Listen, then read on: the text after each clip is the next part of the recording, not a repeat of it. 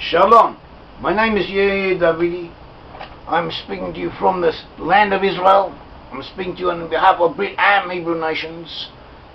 And I'm coming to tell you something concerning the name Jezreel being the same name as that name given to the Cimmerians. We spoke about this in a recent talk, but the previous talk that we gave, when we spoke of this, included a lot of other matters, and because this subject, this aspect is so important, it's very, very important, we wanted to dedicate to it a few minutes in its own little clip, because the fact needs to be emphasized. It needs to be emphasized and propagated and made known, and it is the equivalent of a name given to the Cimmerians, with the same name applied to the 10 tribes in the Bible. And this fact, this realization is new.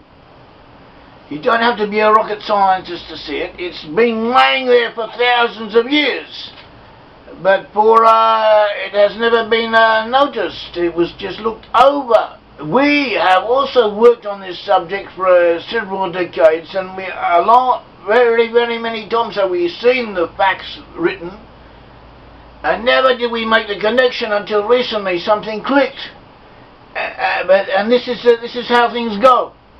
So to cut it short, the lost 10 tribes, we have proven, or it's been proven, the lost 10 tribes were exiled to different regions. Lost 10 tribes were the 10 tribes of the Israelite nation. The Israelite nation, after the death of King Solomon, they split into two different sections. The northern section set up its own kingdom, the kingdom of Israel, comprised 10 tribes. These 10 tribes were taken to exile, and then they were taken away by the Assyrians. The Assyrians placed them in areas that are otherwise ascribed to the Cimmerians. The Cimmerians are known in the Bible as Gomer, the son of Japheth. The Cimmerians were placed in the very same place in other words, the Israelites were placed in the very same place as the Cimmerians. The Cimmerians were already in the place where the Israelites were placed in. And there was a combination between the two, a unification between the two, a mutual identification between the two. The Israelites, exiled Israelites, apparently joined as confederated with the Cimmerians, and out of the Cimmerians also emerged the Scythians, so that the Cimmerians and Scythians are elements that within their federation we find the lost 10 tribes of Israel. And these peoples moved to the western of Europe, and where they became European nations, gave rise to Israelite nations, gave rise to European nations in Western Europe. And so in these areas we are unable to locate the 10 tribes of Israel through hundreds of other pieces of evidence and proofs and sureties. Getting back to what we were saying, the 10 tribes were placed in areas of the Cimmerians. The Cimmerians were known as Gomer.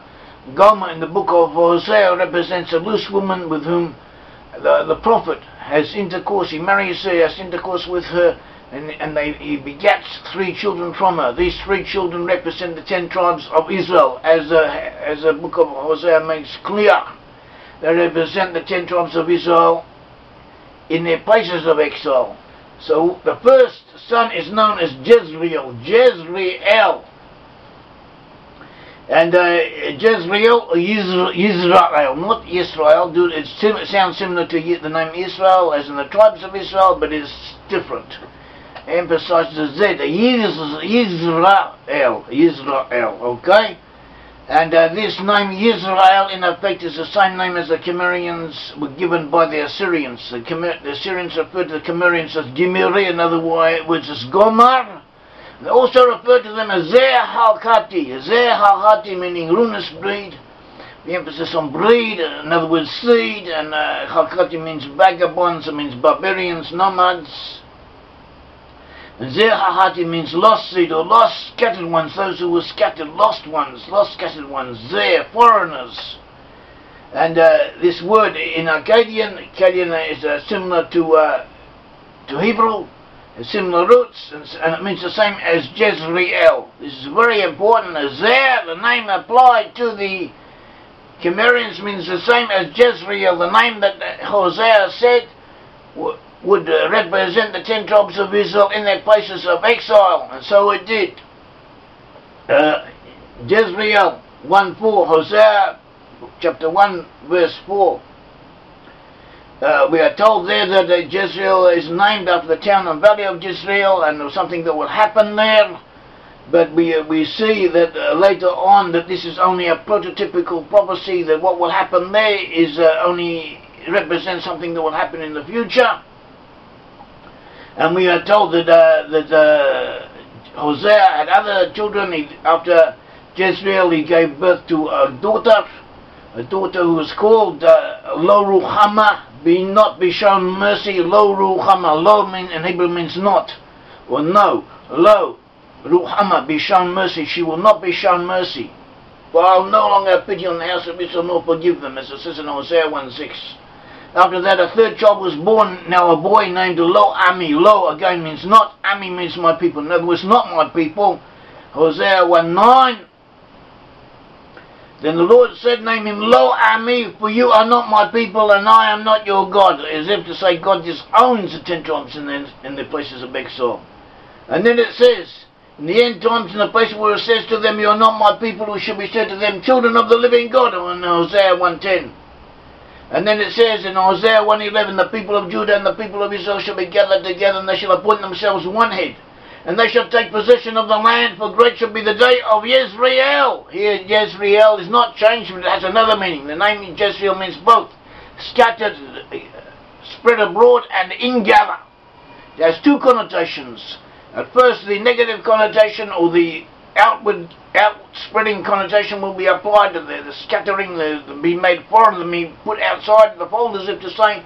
And then in the end times, the other connotation, the connotation of ingathering, will be applicable. As it says, that Judah and the people of Israel shall be gathered together. They shall take possession of the land, for great shall be the day of Jezreel. And so we have Jezreel,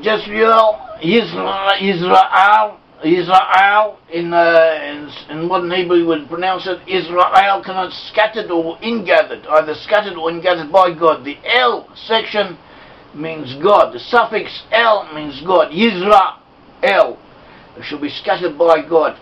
El means God.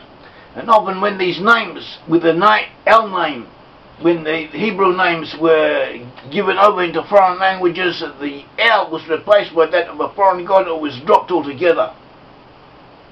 So we have Yisra as the stem of the word. And out of this word Yisra, the Yi sound means the third person singular. It has a grammatical function. It's not part of the meaning of the base of the word itself. The base of the word itself is confined to Zir, the same name as the Assyrians applied to the Cimmerians. Zir, that is the name. And Zir means, in Hebrew, means the same as it does in Akkadian, in the language of the Assyrians. Zir. The Zir means outside, put outside. It means outsider, foreigner. It means scattered. With an ayin, it comes to mean the seed. And this is the same name as the name applied by the Assyrians to the Cimmerians, and the Cimmerians were comprised in part the lost 10 tribes of Israel, and they have the very same name applied to them. This is the name the prophet is saying will be applied to them, and it was applied to them.